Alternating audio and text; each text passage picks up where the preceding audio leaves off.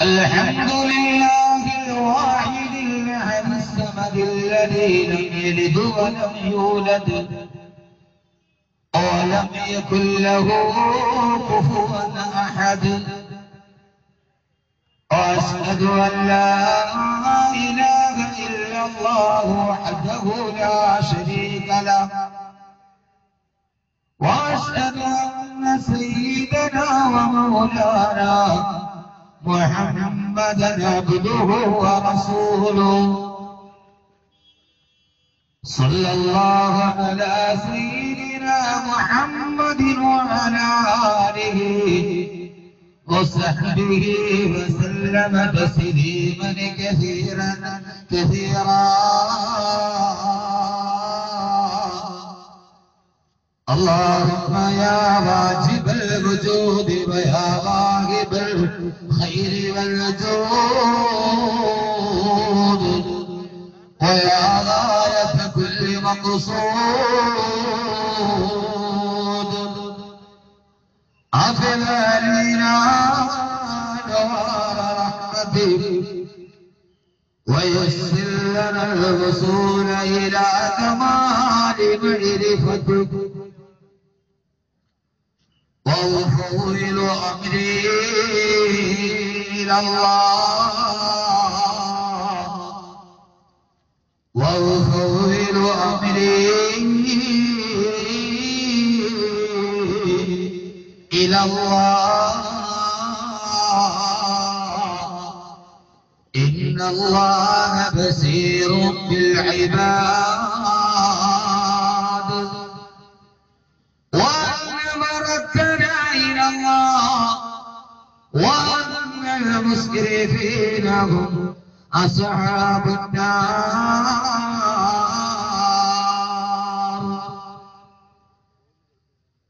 صلى الله وسلم عليك يا سيدنا يا رسول الله صلى الله وسلم عليك يا حبيبنا يا رسول الله.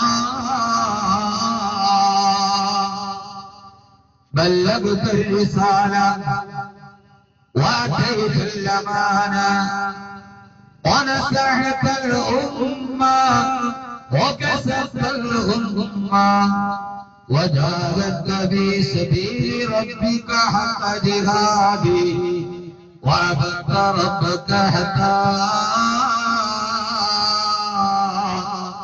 أتاك اليقين.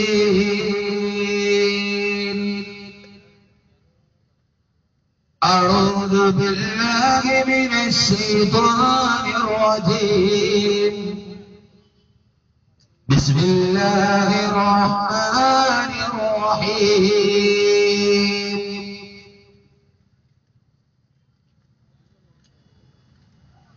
إنه لقول رسول كريم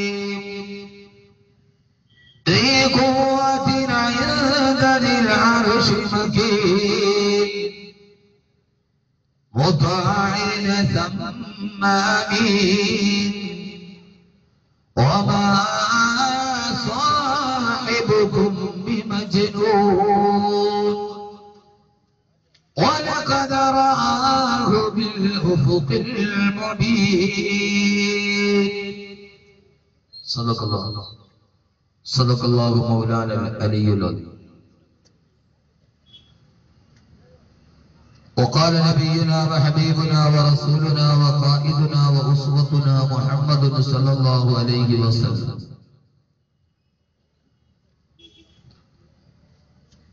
ووالله الذي لا إله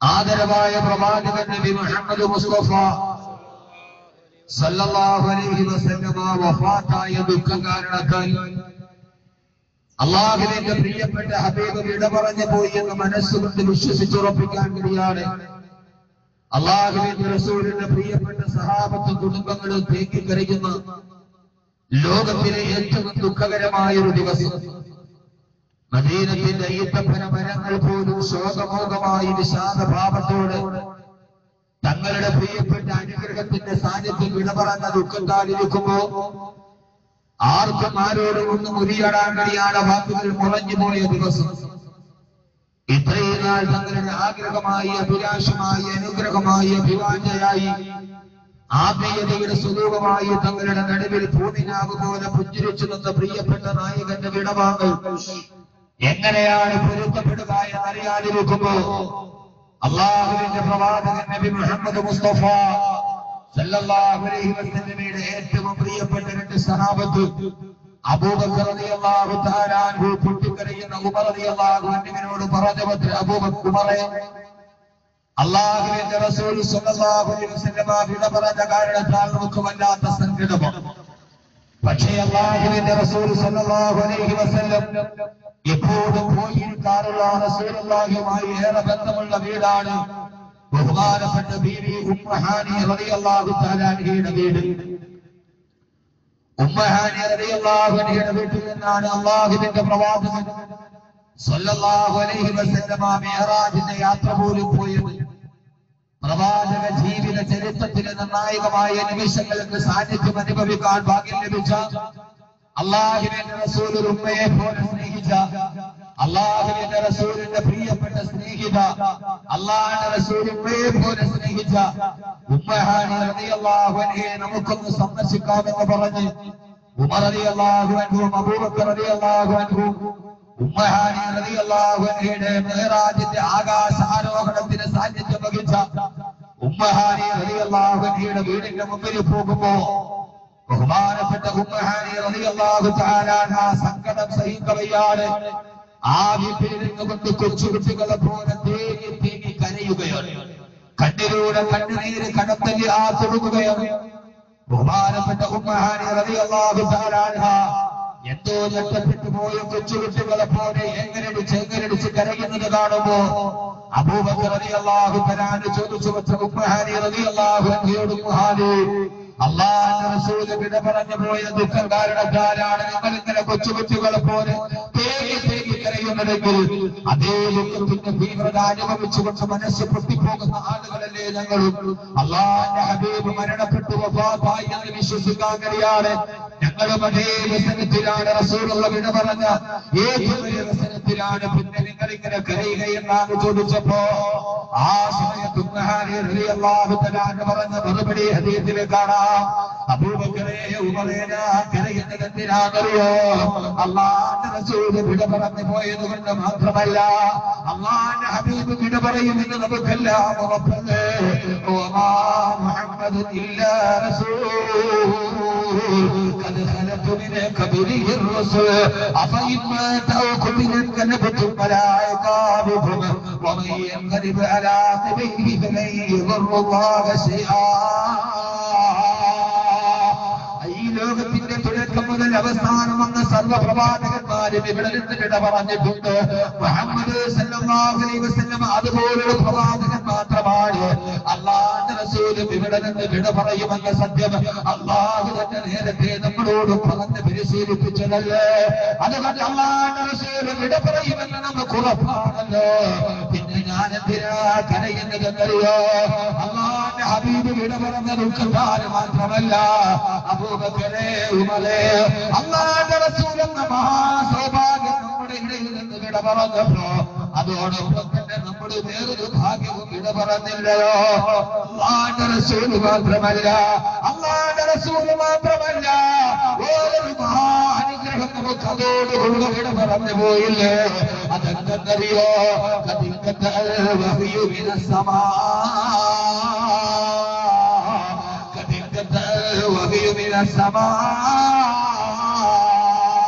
ഇനി ആകാശത്തിൽ നിന്ന് ജിബ്രീൽ വരില്ലല്ലോ അലൈഹിസ്സലാത്തു വസ്സലാം. അല്ലാഹുവിന്റെ റസൂൽ വിട പറഞ്ഞതോടുകൂടി ഇനി ആകാശത്തിൽ നിന്ന് ജിബ്രീൽ ഖുർആനാഥമായി വരില്ലല്ലോ. ഇനി ആ റൂഹുൽ അമീൻ മലക്ക് ജിബ്രീൽ ഈ മദീനത്തേക്ക് വരില്ലല്ലോ. ഇനി ജിബ്രീലിനെ കാണാൻ കഴിയില്ലല്ലോ. ഇനി ആകാശത്തിൽ നിന്ന് മണിനാഥം വരില്ലല്ലോ. മണിനാഥം മുഴങ്ങുന്നത് പോലെ അല്ലാഹുവിന്റെ തീരത്തിന്റെ മണൽക്കരുകള് ഓർമ്മയിൽ കൊള്ളിപ്പിച്ചു കൊണ്ടുവന്ന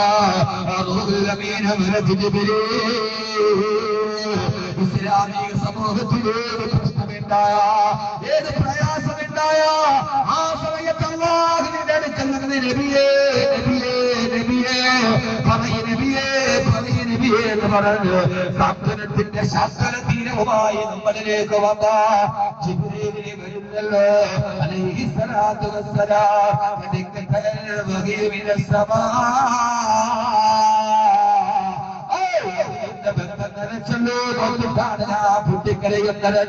ബഹുമാനപ്പെട്ട ബീവി ഉമ്മഹാനി റളിയല്ലാഹു അൻഹ പറഞ്ഞു പോയെങ്കിൽ എന്റെ പ്രിയപ്പെട്ട സഹോദരങ്ങളെ അല്ലാഹുവിന്റെ മലായികത്തിനെ കുറിച്ച് നാം ചർച്ച ചെയ്യുമ്പോ മലായികത്തുകളുടെ നേതാവാണ് മുഖറബുൽ അംലാഖ് മലക്ക് ജിബ്രീൽ مقرب الأملاك ملك جبريل عليه الصلاة والسلام الله سبحانه وتعالى അനുഗ്രഹമായി മനുഷ്യന് ഇസ്ലാമിക സമൂഹത്തിന് നൽകിയടാ ജിബ്രീൽ അലൈഹി സ്വലാത്തു വസ്സലാം ആകാശത്ത് നിന്ന് വരിക അതൊരു അനുഗ്രഹമല്ലയോ അതൊരു അഭിലാഷമല്ലയോ നൂറ്റാണ്ടുകൾക്ക് മുമ്പ് 14 നൂറ്റാണ്ടുകൾക്ക് മുമ്പ് സമാധാനം നഷ്ടപ്പെട്ടു പോയ കാലുഷ്യലോകത്തിന്റെ കാപാലികരുടെ നടുവിലേക്ക് خلق الإنسان من علق اقرأ وربك الأكرم الذي علم القلم علم الإنسان ما لم يعلم ആദ്യ പ്രഥമ പഞ്ചശുദ്ധങ്ങളുമായി അജമലിനൂർ പർവ്വതത്തിന്റെ അടിവാരത്തിലേക്ക് ഇരുൾമുട്ടിയ മക്കാ ലോകത്തിന് പ്രകാശം നൽകാൻ അവതരിപ്പിക്കപ്പെട്ടു പിന്നീട് 23 വർഷക്കാലമായി മക്കയിലായി മദീനയിലായി മലച്ചെരുവിലായി വീട്ടിലായി ആയിഷയുടെ മടിയിൽ തലവെക്കുമ്പോഴായി റളിയല്ലാഹു അൻഹാ പള്ളിയിൽ ഇരിക്കുമ്പോഴായി നിസ്കാരത്തിന് നിൽക്കുമ്പോഴായി സാഹബത്തിനോട് ഭാഷണം ചെയ്യുമ്പോ എല്ലാ സമയത്തും മുറ്റത്ത് എല്ലാ സമയത്തും നെറ്റിടത്തിന് വിയർപ്പ് കടന്നതുമായി 23 വർഷക്കാലം ഓരോ സമയത്ത് ഓരോ സൂറത്തുകളായി ആയത്തുകളായി ഏറ്റവും അവസാനം തുർജഊന ഫീഹി ഇലല്ലാഹ് 23 വർഷക്കാലത്തെ ഖുർആൻ എന്ന ധാർമ്മിക വിപ്ലവത്തിന് പരിസമാപ്തി കുറിച്ചുണ്ട്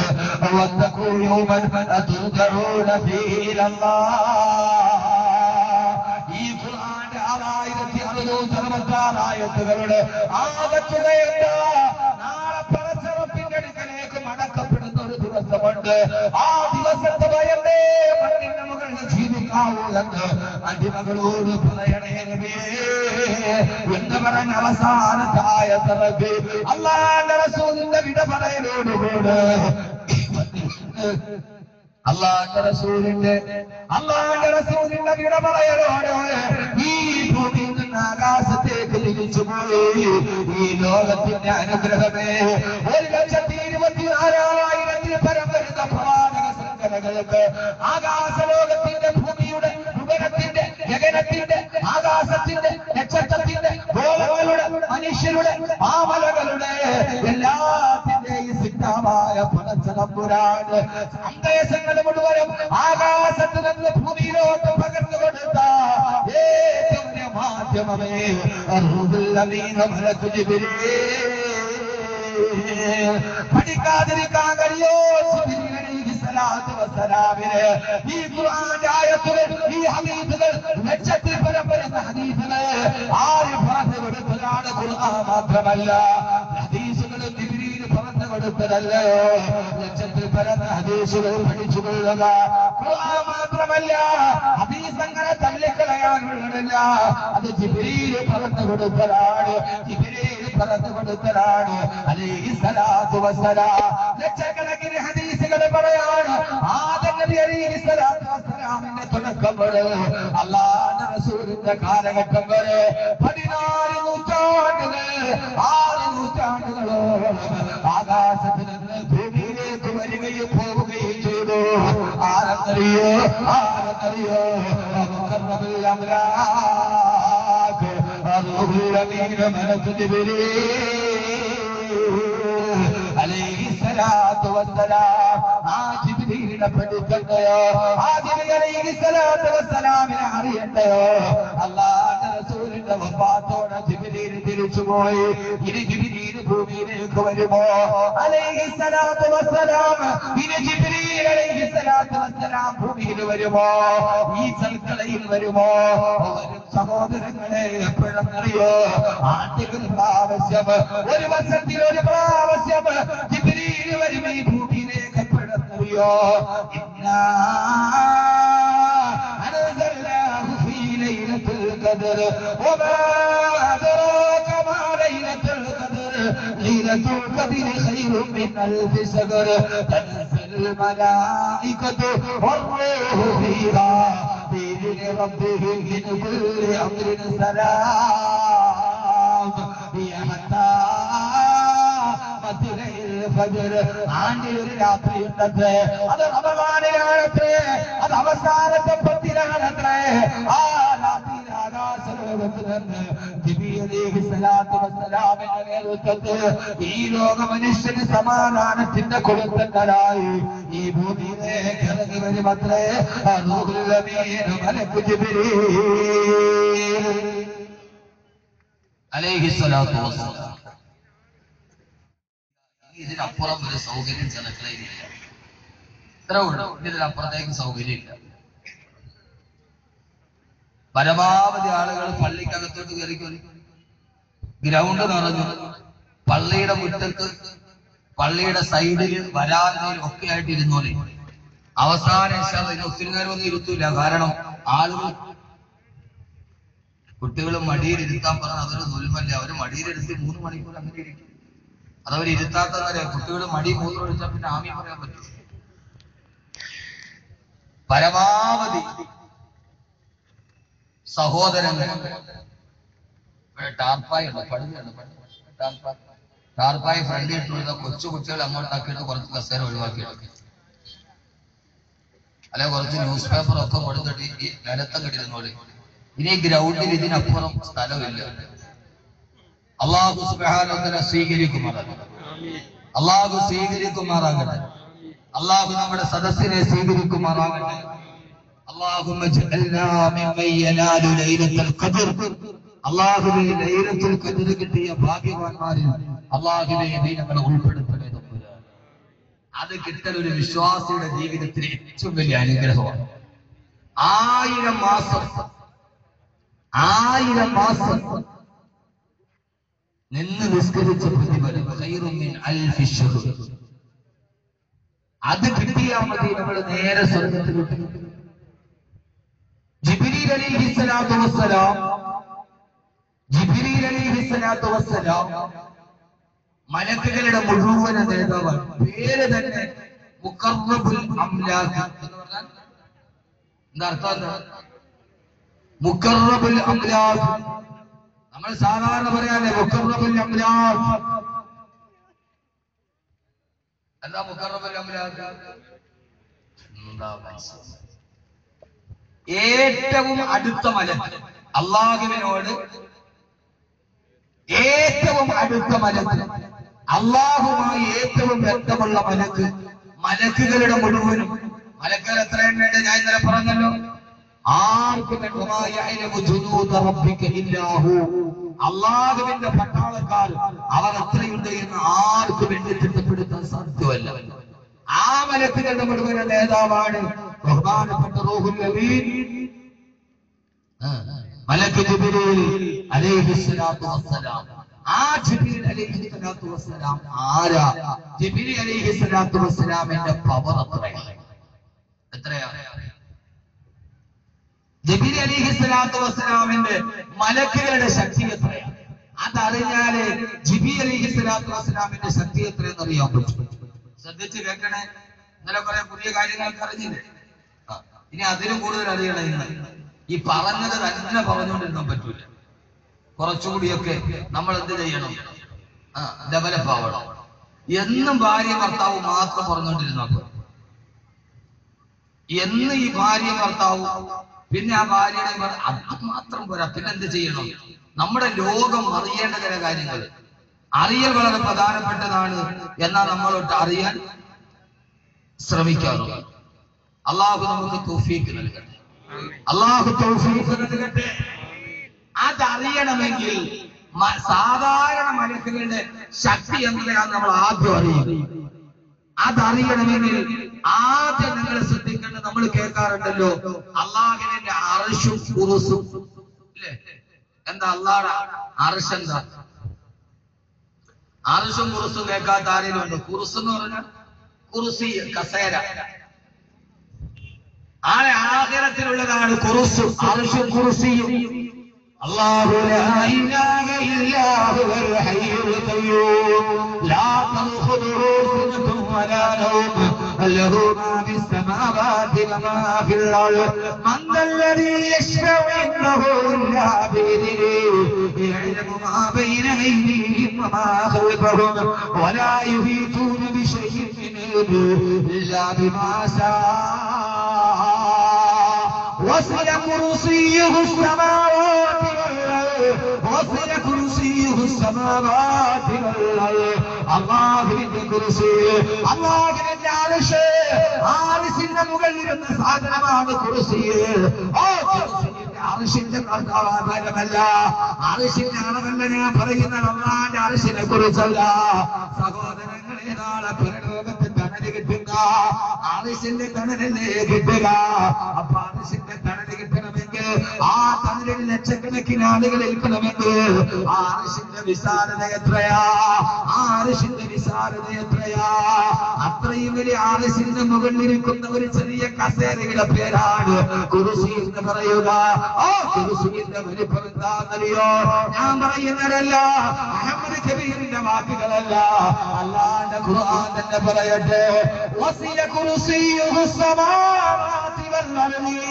അല്ലാഹുവിന്റെ കുർസി ഇരിക്കണമെന്ന്, ഈ ആകാശ ഭൂമികളുടെ വിശാലത വേണമെന്ന്, ആ കസേര ഒന്ന് വെക്കണമെന്ന്, ആ കസേര ഒന്നിരിക്കണമെന്ന് മൻമോഹൻ സിംഗിന്റെ കസേര മാതിരിയല്ല, ജോർജിന്റെ കസേര മാതിരിയല്ല, കസേര മാതിരിയല്ല, നമ്മുടെ കേരളത്തിൽ ആർക്കും വിട്ടുകൊടുക്കാത്ത മന്ത്രി കസേര മാതിരിയല്ല. അല്ലാഹുവിന്റെ കുർസി എന്താണെന്നറിയോ? വസിയ കുർസിയുഹു സമാവാതി വൽ അർള്. ആയത്തുൽ കുർസി എന്നല്ലേ അതിന്റെ പേര്. അതോദത്തിന്റെ പ്രധാനപ്പെട്ട സുന്നത്തല്ലേ? എല്ലാ ദിവസവും കിടക്കുന്നതിന് മുമ്പ് ഓതേണ്ടതല്ലേ ആയത്തുൽ കുർസി? ആ കുർസിയുടെ പേര് പറഞ്ഞ ആയത്തിനല്ലേ ഖുർആനിലെ ഏറ്റവും പവിത്രതയുള്ള ആയത്തല്ലയോ? വസിയ കുർസിയുഹു السماوات والأرض وسع كرسيه السماوات والأرض. അല്ലാഹുവിന്റെ കുർസി ഈ ആകാശ ഭൂമികളെ പോലെ നിലനിൽക്കുന്നതാ. 66,66,80,000 ചതുരശ്ര കിലോമീറ്റർ വിശാല വിസ്തൃതമായ ഈ ഭൂമിക്ക് പോലും അതിനെ ഉൾക്കൊള്ളാൻ കഴിയില്ലെന്ന് അല്ലാഹുവിന്റെ വിശുദ്ധ ഖുർആൻ.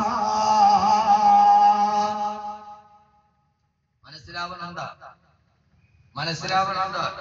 ഒരായത്ത് അടുത്ത ആയത്തിനോട് ചേർന്നാണ് കിടക്കുന്നത്. എന്നെ സംബന്ധിച്ചിടത്തോളം, ഞാനെന്നല്ല, എന്നെ പോലെ പ്രഭാഷണം നടത്തുന്ന എല്ലാവരെയും സംബന്ധിച്ചിടത്തോളം വന്നു നിൽക്കുന്ന ഉമ്മത്തിന്റെ മുമ്പിൽ അവരറിയാത്ത അല്ലെങ്കിൽ അവരുടെ ചിന്ത പോകാത്ത കാര്യങ്ങൾ വളരെ പ്രധാനമായിട്ട് പറഞ്ഞു കൊടുക്കുക. അള്ളാഹു തൗഫീഖ് നൽകട്ടെ. നിങ്ങളൊന്ന് നോക്കി, ഇത്രയും 10,000-കണക്കിന് ആളുകൾ ഇവിടെ വരുമ്പോ ആ സമയത്ത് അവരോട് വിശ്വാസത്തിന്റെ രണ്ടാമത്തെ കാര്യം അള്ളാഹുവിനെ വിശ്വസിക്കുക, ഈമാൻ കാര്യത്തിന് രണ്ടാമത്തെ കാര്യം അതല്ലേ പറഞ്ഞു കൊടുക്കുന്നത്. അള്ളാഹു പറയാൻ തൗഫീഖ് നൽകി അനുഗ്രഹിക്കുമാറാകട്ടെ. അല്ലാതെ ആ ഒരു കാര്യം നമ്മൾ പറയുമ്പോ അള്ളാഹു കേൾക്കാൻ തൗഫീഖ് നൽകി, അത് നല്ല രീതിയിൽ പറഞ്ഞു കൊടുക്കുക. ഒരു ഭാഷ, നല്ല ഭാഷ പറയണം ആരുടെ മുമ്പിൽ. അതൊരു വലിയ വിഷയമാണ്. ഇസ്ലാമിലെ മഹാന്മാര് പഠിപ്പിച്ചു തന്ന ഒരു കാര്യമുണ്ട്. ആ കാര്യം എന്താണെന്നറിയാവോ? പറയുന്ന ഭാഷ എപ്പോഴും നല്ല ഭാഷയായിരിക്കും. ഫുഖഹാക്കൾ പഠിപ്പിച്ചു തന്ന ഒരു പാതയുണ്ട്. ഒതു മുറിയുന്ന കാര്യം പറയുമ്പോ അതിന് കിതാബുകളിൽ ഇമാമിയങ്ങൾ രേഖപ്പെടുത്തുന്നതറിയോ? നിങ്ങൾ കുബിരി അവി ദുബിരി, മുൻദ്വാരത്തിൽ നിന്നോ പിൻദ്വാരത്തിൽ നിന്നോ. എന്താ അതിന് വേറൊരു ഭാഷ ഇല്ലാതിട്ട്? എത്ര സുന്ദരമായിട്ടാണ് ഇമാമിയങ്ങൾ നമുക്ക് പഠിപ്പിച്ചു തന്നത്. ആ കാര്യം, അങ്ങനെ ഒരു കാര്യം പറയേണ്ടി വരുമ്പോഴും ആ പറയുന്ന കാര്യത്തിനൊരു നല്ല ഭാഷയുണ്ട്. എന്താണ്? മുൻദ്വാരം, പിൻദ്വാരം. എന്റെ അതിന് മലയാളത്തിൽ പച്ച മലയാളം ഇല്ലാത്തതുകൊണ്ട്, നമ്മുടെ ഉസ്താദന്മാർ അങ്ങനെ പഠിപ്പിക്കുന്നതിന് പച്ച മലയാളത്തിൽ പറയാൻ പറ്റാത്തതുകൊണ്ട്, ഏത് കാര്യം പറഞ്ഞാലും ആ പറയുന്ന കാര്യത്തിൽ ഇൽമിന്റെ മജ്‌ലിസാണ്, അതിന് പറയുന്നതിന് നല്ല ഭാഷ വേണം. ഇന്നെന്തോ നമ്മുടെ പല പ്രഭാഷകർക്കും ആ നല്ല ഭാഷ അങ്ങനെ മാറിപ്പോയി. എന്താണെന്നുള്ളത്, ഭാഷ വളരെ പരമപ്രധാനമാണ്. അത് കേൾക്കുന്ന ആളുകൾക്ക് അരോചകമാകാൻ പാടില്ല. ചിലപ്പോ ഇസ്ലാമിക ശരീഅത്തിലെ ഭാര്യയും ഭർത്താവും തമ്മിലുള്ള ബന്ധം പറയുമ്പോഴും ആ പറഞ്ഞു കൊടുക്കുമ്പോൾ സഭ്യമായ ഭാഷ മാത്രമേ ഉപയോഗിക്കാവൂ. അത് തന്നെ എല്ലാവരുടെയും മുമ്പിൽ പറയാൻ പാടില്ല. അതെല്ലാവരുടെയും മുമ്പിൽ ഓപ്പൺ ആയിട്ട് പറയാനുള്ളതല്ല. ഭാര്യയും ഭർത്താവും തമ്മിലുള്ള ബന്ധത്തിന്റെ ചില ഭാഗങ്ങൾ അതെല്ലാവരുടെ മുമ്പിൽ പറയാൻ പാടുള്ളതല്ല. അത് അങ്ങനെയുള്ളവരുടെ ഭാഗത്ത് അങ്ങനെ പറഞ്ഞു കൊടുക്കാൻ പാടുള്ളൂ. ഭാഷ വളരെ സഭ്യമാകണം, ഭാഷയ്ക്ക് മാന്യത ഉണ്ടാവണം. അതെപ്പോഴും ഒരു പ്രഭാഷകൻ പ്രത്യേകം ശ്രദ്ധിച്ചിരിക്കണം. അള്ളാഹു തൗഫീഖ് നൽകട്ടെ, അള്ളാഹു തൗഫീഖ് നൽകട്ടെ. ബഹുമാനപ്പെട്ട അള്ളാഹുവിന്റെ ഖുർആൻ പറയുകയാ, വസിയ കുർസിയു. ശ്രദ്ധിച്ച് കേൾക്കണേ, മനസ്സിലാവൂല. മലക്കുകളുടെ പവറാ ഞാൻ പറയാൻ പോകുന്നത്. മലക്കുകളുടെ പവർ. അർശിന്റെ മുകളിലാണ് കുർസി. കുർസി ആകാശഭൂമിയേക്കാൾ, ഈ ആകാശത്തെയും ഭൂമിയേക്കാളും വിശാലമാണ്. അപ്പൊ അർശ് എത്ര വിശാലമാണ്? കുർസി മാത്രം ആകാശത്തിന്റെയും ഭൂമിയുടെ എത്രയുണ്ട്? ആ കുർസി അർശിന്റെ മുകളിൽ ഇരിക്കുന്ന ഒരു സാധനമാണ്. അപ്പൊ അർശിന് എത്ര വിശാലതയുണ്ട്? എന്തായിരിക്കും അതിന്റെ പവർ? അർശിന്റെ ഭാരം എത്രയായിരിക്കും? ആകാശഭൂമികളുടെ വിശാലതയിലുള്ള കുർസിയിനെ താങ്ങി നിർത്തി നിൽക്കുന്ന അർശ്, ആ അർശിനെ താങ്ങി നിർത്തി നിൽക്കുന്നത് എത്ര മലക്കുകളാണ്? ഞാൻ പറയണ മനസ്സിലാവുന്നുണ്ടോ? ഉണ്ടെന്നാ ഇല്ലെന്നാ? എന്തെന്ന് മനുഷ്യന്മാര് ഉണ്ടെന്നാ ഇല്ലെന്നാ? ഉണ്ട്. ആദ്യം ഒരു കാര്യം ഞാൻ പറയുകയാണ്, എല്ലാവരും മൊബൈൽ സ്വിച്ച് ഓഫ് ആക്കണം. ഒന്നുകിൽ മൊബൈൽ സൈലന്റ് ആക്കണം, അല്ലെങ്കിൽ മൊബൈൽ സ്വിച്ച് ഓഫ് ആക്കണം. അത് നടക്കുന്നതിന്റെ ഇടയിൽ ആരും മൊബൈലിൽ സംസാരിക്കാൻ പാടില്ല. അങ്ങനെ സംസാരിക്കണമെന്ന് നിർബന്ധമുള്ള ആളുകളുണ്ടെങ്കിൽ ദയവായി അപ്പുറത്ത് മാറിപ്പോയി. അതിന്റെ മജ്‌ലിസിൽ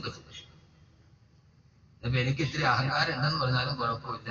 ഖുർആൻ ഓതുന്ന സദസ്സിൽ വേറൊരു പരിപാടിയെ പാടില്ല. മൊബൈലിൽ സംസാരിക്കാതെ സ്വിച്ച് ഓഫ് ആക്കി. ഇനി അത്യാവശ്യം കോൾ വല്ലതും വരാനുണ്ടെങ്കിൽ സൈലന്റ് ആയി. അത്യാവശ്യം വിളിക്കാനുണ്ട് എന്ന് പറഞ്ഞാൽ കല്യാണം കഴിച്ചവരൊക്കെ സ്വിച്ച് ഓഫ് ആക്കി, കഴിക്കാത്തവർ സൈലന്റ് ആയി. അല്ല, അവർക്കല്ലേ പെട്ടെന്ന് കോളുകൾ എടുത്ത് വരാനുള്ളത്. കല്യാണം കഴിച്ചവനെ ഇനി ആര് വിളിക്കാൻ? കഴിക്കാത്ത ആളുകൾക്കാണ് നിരന്തരം കോൾ വരും. നമ്മുടെ അടുത്തിരിക്കും, മൊബൈൽ ഒരു മിസ് കോൾ വരും. അവൻ പിന്നെ ഫോൺ എടുത്തിട്ട് ഇലക്ട്രിക് പോസ്റ്റിന്റെ മൂട്ടിലോ അല്ലെങ്കിൽ മുനിസിപ്പാലിറ്റിയുടെ മൂത്രപ്പുരയുടെ താഴെയോ പോയി 1 മണിക്കൂർ ലൈവായിട്ട് സംസാരിക്കും. അപ്പൊ അള്ളാഹുവിന്റെ അർശ് എത്രത്തോളം വിശാലമാണ്? കുർസി ആകാശഭൂമികൾ എത്രയുമുണ്ട്. അതിനെ താങ്ങി നിർത്തിയിരിക്കുന്ന അർശ് എത്ര വിശാലമോ, ആ അർശിനെ താങ്ങി നിൽക്കാൻ എത്ര മലക്കുകളുണ്ട്? 70,000 ഉണ്ടോ? 7,000 ഉണ്ടോ? 700 ഉണ്ടോ? അല്ലാഹു പറയുകയാണ്, വയഹ്മിലു അർശ റബ്ബിക ഫൗഖഹും യൗമൈദിൻ സമാനിയാ. വയഹ്മിലു അർശ റബ്ബിക ഫൗഖഹും യൗമൈദിൻ സമാനിയാ. 8 മലക്കുകളാണ് അല്ലാഹുവിന്റെ അർശിനെ താങ്ങി നിർത്തിയിരിക്കുന്നുണ്ടെങ്കിൽ എന്റെ പ്രിയപ്പെട്ട സഹോദരാ, അല്ലാഹുവിന്റെ മലക്കുകളുടെ പവർ എത്രയാ? 8 മലക്കുകളാണ് ഭാഗത്ത് നിന്നിട്ട് ഈ ആകാശഭൂമികളുടെ 10 മടങ്ങ് വിശാലതയുള്ള അല്ലാഹുവിന്റെ അർശിനെ താങ്ങുന്നിരിക്കുന്നവർക്ക് സഹോദരങ്ങളെ, 1-ാം ആകാശം കഴിഞ്ഞ് 2-ാം ആകാശം കഴിഞ്ഞ് 3-ാം ആകാശവും കഴിഞ്ഞ് 7 ആകാശങ്ങൾക്കപ്പുറം 7 ആകാശങ്ങൾക്കപ്പുറം അല്ലാഹുവിന്റെ അർശ് കാണുമ്പോ 1-ാം ആകാശത്തിന്റെ വലിപ്പം എത്രയാ? 1-ാം ആകാശം എടുത്തിട്ട് 2-ാം ആകാശത്തിന്റെ മധ്യത്തിൽ വെച്ചാ ഈ ഭൂമി മുഴുവനും അടിച്ചു പരത്തിയ ഭൂമിയുടെ മധ്യഭാഗത്ത് ഒരു